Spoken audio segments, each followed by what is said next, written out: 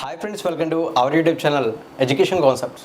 Friends, మనందరం ఎప్పటి నుంచో వెయిట్ చేస్తున్నటువంటి postal department job notification finally release అవ్వడం అయితే జరిగింది. సో ఇప్పుడు మనం ఈ వీడియోలో ఈ జాబ్ నోటిఫికేషన్ డీటెయిల్స్ గురించి స్టెప్ బై స్టెప్ క్లియర్గా తెలుసుకుందాం. ఇన్ కేస్ మీకు ఈ నోటిఫికేషన్పై ఇంట్రెస్ట్ ఉంటే వీడియోని ఎండింగ్ వరకు చూడండి, ఎక్కడ కూడా స్కిప్ చేయకుండా. ప్రతి ఇన్ఫర్మేషన్ కూడా క్లియర్గా తెలుస్తుంది ఈ నోటిఫికేషన్ సంబంధించి. ఒకవేళ మీకు ఏమైనా డౌట్స్ ఉన్నట్లయితే వీడియోని పూర్తిగా చూసిన తర్వాత మీ డౌట్ని కామెంట్ సెక్షన్లో కామెంట్ చేసి క్లియర్ అయితే చేసుకోండి. ఇక ఆలస్యం అయితే చేయకుండా టైం వేస్ట్ చేయకుండా నోటిఫికేషన్ మెయిన్ డీటెయిల్స్లోకి మనం వెళ్ళిపోదాం. ఫ్రెండ్స్, నోటిఫికేషన్ మెయిన్ డీటెయిల్స్లోకి వెళ్ళినట్లయితే ఈ job notification ministries of communication నుంచి రిలీజ్ అవ్వడం అయితే జరిగింది. సో ఇప్పుడు ఆ నోటిఫికేషన్ ఏంటి అనేది చూస్తే పోస్టల్ జీడీఎస్ రిక్రూట్మెంట్ 2024. ఇప్పుడు మనం మెయిన్ డీటెయిల్స్లోకి వెళ్దాం.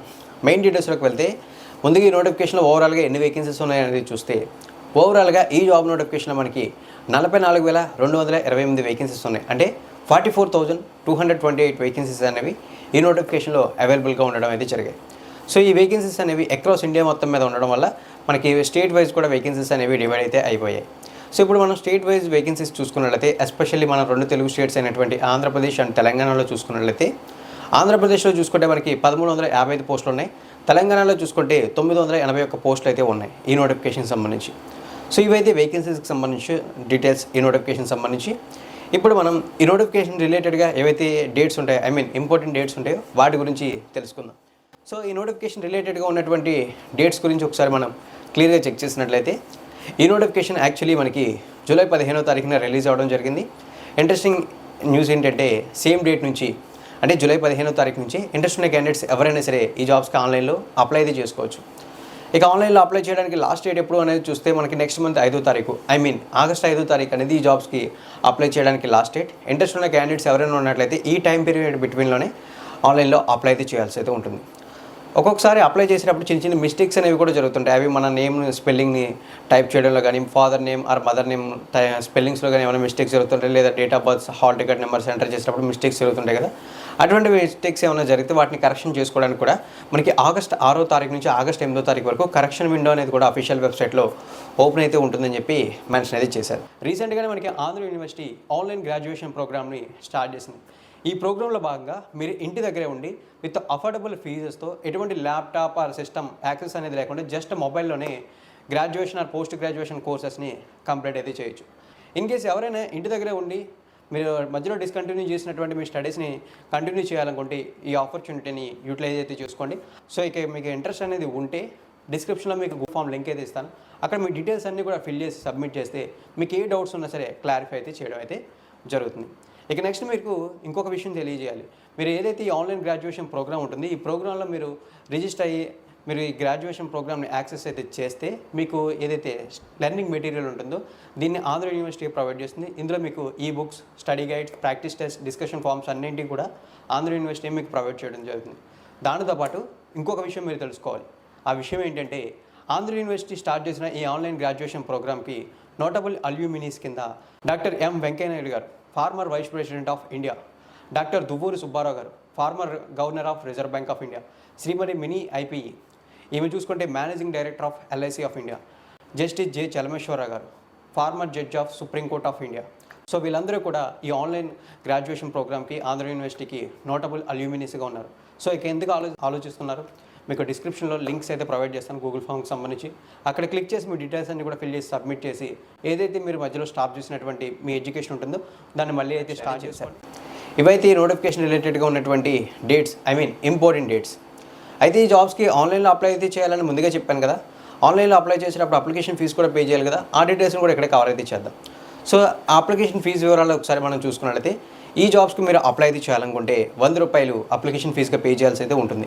అయితే ఈ 100 రూపాయల అప్లికేషన్ ఫీజుని ఎవరు పే చేయాలి, ఎవరు పే చేయకూడదు అనే దాని గురించి ఒకసారి మనం క్లియర్గా చెక్ చేసినట్లయితే ఏదైతే 100 రూపాయల అప్లికేషన్ ఫీజు ఉందో ఇది మనకి పే చేసిన క్యాండిడేట్స్ చూసుకున్నట్లయితే unreserved, OBC and economically weaker section category candidates ఎవరైతే ఉంటారో వాళ్ళు పే చేయాల్సి ఉంటుంది. ఇక ఇప్పుడు పే చేయకూడని క్యాండిడేట్స్ ఎవరైతే ఉంటే చూసుకున్నట్లయితే ఎవరైతే ఫిమేల్ క్యాండిడేట్స్ ఉంటారో వాళ్ళు కానీ, person with bench mark disability, SC ST candidates ఎవరైతే ఉంటారో వాళ్ళు ఎటువంటి అప్లికేషన్ ఫీజు పే చేయకుండా అనే డైరెక్ట్గా జాబ్స్కి అప్లై అయితే చేసుకోవచ్చు. సో ఇవైతే కొన్ని basic details, important dates and application ఫీజుకి సంబంధించిన డీటెయిల్స్. ఇక ఇప్పుడు మనం మెయిన్ డీటెయిల్స్లోకి వెళ్దాం. మెయిన్ డీటెయిల్స్లోకి వెళ్ళినట్లయితే మనకి ఈ నోటిఫికేషన్లో ఎటువంటి పోస్టులు ఉన్నాయనేది చూద్దాం, వాటి శాలరీస్ ఏంటి అనేది చూద్దాం. సో ఈ నోటిఫికేషన్ మెయిన్ డీటెయిల్స్లో ఈ నోటిఫికేషన్లో ఉన్న పోస్టులు చూసుకుంటే బీపీఎం, ఏబీపీఎం, డాక్ సేవక్ ఇలా మొత్తం 3 కేటగిరీలకు సంబంధించిన జాబ్స్ ఉన్నాయి. బీపీఎం అంటే మనకి బ్రాంచ్ పోస్ట్ మాస్టర్, ఏబీపీఎం అంటే మనకి అసిస్టెంట్ బ్రాంచ్ పోస్ట్ మాస్టర్, ఇక నెక్స్ట్ డాక్ సేవక్. సో ఇప్పుడు మనకి ఈ జాబ్లో ఏ జాబ్కి సెలెక్ట్ అయితే శాలరీ ఎలా ఉంటుంది అనే దాని గురించి మాట్లాడదాం. ఇన్ కేస్ మీరు బ్రాంచ్ పోస్ట్ మాస్టర్ జాబ్కి సెలెక్ట్ అయితే మీకు వచ్చేటటువంటి శాలరీ ప్రతి నెల 12,000 నుంచి 29,000 మధ్యలో అయితే ఉంటుంది. ఇక అసిస్టెంట్ బ్రాంచ్ పోస్ట్ మాస్టర్ కానీ డాక్ సేవక్ జాబ్ కనుక మీరు సెలెక్ట్ అయితే మీకు వచ్చేటటువంటి శాలరీ అనేది ప్రతి నెల 10,000 నుంచి 25,000 మధ్యలో అయితే ఉండడం అయితే జరుగుతుంది. ఇక ఇప్పుడు మనం ఈ జాబ్స్కి అప్లై అయితే చేయాలి అనుకుంటే మనకి ఉండవలసినటువంటి ఎలిజిబిలిటీస్ ఏంటి అనే దాని గురించి మాట్లాడితే ఎలిజిబిలిటీస్లో మనం ముందుగా ఏజ్ లిమిట్స్ గురించి డిస్కస్ చేయాలి. ఆ ఏజ్ లిమిట్స్ గురించి ఒకసారి మనం క్లియర్గా అబ్జర్వ్ చేసినట్లయితే ఈ జాబ్కి అప్లై చేయాలన్న క్యాండిడేట్ ఎవరైతే ఉంటారో మేల్ క్యాండిడేట్ అవని ఫీమేల్ క్యాండిడేట్ అవని ఎవరైనా సరే వాళ్ళ ఏజ్ అనేది మినిమం 18 ఇయర్స్ ఉండాలి. అంటే కనీస వయసు 18 సంవత్సరాలు అయితే ఉండాలని చెప్పి నోటిఫికేషన్లో మెన్షన్ చేశారు. ఇక మ్యాక్సిమం చూసుకుంటే 40 సంవత్సరాల వరకు కూడా ఈ జాబ్స్కి అప్లై అయితే చేసుకోవచ్చు అని చెప్పి మెన్షన్ చేశారు. రిజర్వేషన్ ఉన్న కమ్యూనిటీస్ ఏవైతే ఉంటే వాళ్ళకి గవర్నమెంట్ ఆఫ్ ఇండియా రూల్స్ ప్రకారం ఏజ్ రిలాక్సేషన్స్ అనేవి కూడా అప్లికేబుల్ అవుతాయి. ఆ డీటెయిల్స్ని కూడా ఇప్పుడే మనం తెలుసుకున్నట్లయితే ఈ జాబ్స్కి అప్లై చేసే క్యాండిడేట్స్లో ఎవరైతే ఓబీసీ క్యాండిడేట్స్ ఉంటారో వాళ్ళకి 3 years ఏజ్ రిలాక్సేషన్ ఉంటుంది. దానివల్ల వాళ్ళు 43 years వరకు అప్లై చేయొచ్చు. ఇక ఎస్సీ ఎస్టీ క్యాండిడేట్స్కి చూసుకుంటే 5 years ఉంటుంది. దానివల్ల వాళ్ళు 45 years వరకు అప్లై చేయొచ్చు. అదేవిధంగా person with bench mark disabilities చూసుకుంటే 10 years ఉంటుంది. దానివల్ల వాళ్ళు 50 years వరకు అప్లై చేయొచ్చు. Person with disability plus OBC reservation ఉంటే వాళ్ళకి 13 years ఏజ్ రిలాక్సేషన్ అప్లికేబుల్ అవుతుంది. దానివల్ల వాళ్ళు అప్ టు 53 years వరకు అప్లై చేయొచ్చు. ఇక finally person with disability plus SC ST reservation ఉన్నట్లయితే వాళ్ళకి 15 years ఏజ్ రిలాక్సేషన్ ఉండడం వల్ల వాళ్ళు అప్ టు 55 years వరకు ఈ జాబ్స్కి ఇంట్రెస్ట్ ఉంటే అప్లై అయితే చేసుకోవచ్చు. సో ఓవరాల్గా ఎలిజిబిలిటీ డీటెయిల్స్లో age limits and age relaxation సంబంధించిన డీటెయిల్స్ అయితే ఇవి. ఇక మనం ఎలిజిబిలిటీ డీటెయిల్స్లో మెయిన్ పాయింట్ అయినటువంటి ఎడ్యుకేషన్ క్వాలిఫికేషన్లోకి అయితే వచ్చేద్దాం. అంటే ఎటువంటి క్వాలిఫికేషన్ ఉంటే జాబ్స్కి అప్లై అయితే చేయొచ్చా అనే దాని గురించి వచ్చేద్దాం. పోస్టల్ డిపార్ట్మెంట్కి సంబంధించిన బీపీఎం, ఏబీపీఎం అండ్ డాక్ సేవకు సంబంధించిన జాబ్స్ అనగానే ప్రతి ఒక్కరికి కూడా ఎడ్యుకేషన్ క్వాలిఫికేషన్ ఐడియా వచ్చేసి ఉంటుంది. 10th క్లాస్ అనేది మీరు అన్నది కరెక్టే. ఈ జాబ్స్ కూడా 10th క్లాస్ క్వాలిఫికేషన్తోనే అప్లై చేయొచ్చు. ఎటువంటి అడిషనల్ క్వాలిఫికేషన్స్ అంటూ ఏమీ కూడా లేవు. ఇక నెక్స్ట్ మనకి మెన్షన్ చేసింది ఏంటంటే కంప్యూటర్ నాలెడ్జ్ ఉండాలి, సైకిల్ తొక్కడం కూడా వచ్చి ఉండాలని చెప్పి మెన్షన్ అయితే చేశారు. సో ఇవైతే మనకి ఎలిజిబిలిటీ డీటెయిల్స్లో ఎడ్యుకేషన్ క్వాలిఫికేషన్స్ దగ్గర మెన్షన్ చేసినటువంటి డీటెయిల్స్. సో ఓవరాల్గా ఇవైతే నోటిఫికేషన్ సంబంధించినటువంటి కంప్లీట్ డీటెయిల్స్. అండ్ ఫైనల్లీ మీకు ఇంకొక ఇన్ఫర్మేషన్ షేర్ చేయాలి. అదేంటంటే సెలక్షన్ ప్రాసెస్.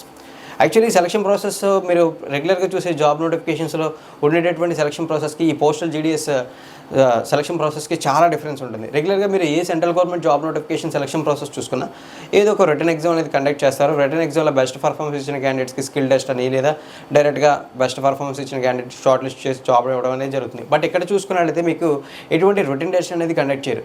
ఈ జాబ్స్కి అప్లై చేసే టైంలో వాళ్ళు 10th క్లాస్ క్వాలిఫికేషన్తో అప్లై చేస్తారు కదా, ఆ 10th క్లాస్లో ఎవరైతే హైయెస్ట్ మార్క్స్ అనేది గెట్ చేస్తుంటారో వాళ్ళని బేస్ చేసుకుని ఒక మెరిట్ లిస్ట్ అనేది డిజైన్ చేసి ఆ మెరిట్ లిస్ట్లో షార్ట్ లిస్టెడ్ ఇన్ఫర్మేషన్ షేర్ చేస్తారు. ఆ షార్ట్ లిస్టెడ్ బేస్ చేసుకుని ఎవరి పేర్లు అయితే అక్కడ షార్ట్ లిస్ట్లో మెన్షన్ చేస్తుంటారో వాళ్ళకి జాబ్ అనేది గెట్ చేయడం అయితే జరుగుతుంది. సో ఓవరాల్గా ఏదైతే పోస్టల్ డిపార్ట్మెంట్కి సంబంధించిన జీడీఎస్ రిక్రూట్మెంట్ 2024 ఉందో ఆ రిక్రూట్మెంట్కి సంబంధించిన కంప్లీట్ డీటెయిల్స్ అయితే ఇవే. ఇంతకు మించి తెలుసుకోవడానికి ఈ నోటిఫికేషన్ ఎటువంటి డీటెయిల్స్ లేవు. ఒకవేళ మీకు ఏమన్నా డౌట్స్ ఉన్నట్లయితే కామెంట్ సెక్షన్లో కామెంట్ చేయండి. అలాగే మీరు ఈ నోటిఫికేషన్ సంబంధించిన డీటెయిల్స్ని పర్సనల్గా చెక్ చేయాలనుకున్నా లేదా ఇంట్రెస్ట్ అయితే ఉంది అప్లై అయితే చేసేద్దామని అనుకున్నా సరే లింక్స్ అనేవన్నీ కూడా డిస్క్రిప్షన్లో అవైలబుల్గా ఉంటాయి. ఫ్రెండ్స్, ఈ వీడియోలో నా ఎక్స్ప్లెనేషన్ మీకు నచ్చినట్లయితే లైక్ చేసి సపోర్ట్ చేయండి. అలాగే మరిన్ని ఇటువంటి రెగ్యులర్ జాబ్ నోటిఫికేషన్ డీటెయిల్స్ ఎప్పటికప్పుడు మీరు తెలుసుకోవాలనుకున్నా లేటెస్ట్ అప్డేట్స్ తెలుసుకోవాలనుకున్నా సరే ఇప్పటివరకు మన ఛానల్ సబ్స్క్రైబ్ చేయకుండా ఈ వీడియో చూస్తుంటే సబ్స్క్రైబ్ చేసి నోటిఫికేషన్స్ కోసం బెల్ ఐకాన్ యాక్టివేట్ చేయండి. థ్యాంక్ యూ ఫ్రెండ్స్, వీడియోని ఎండింగ్ వరకు వాచ్ చేసి సపోర్ట్ చేస్తున్నారు.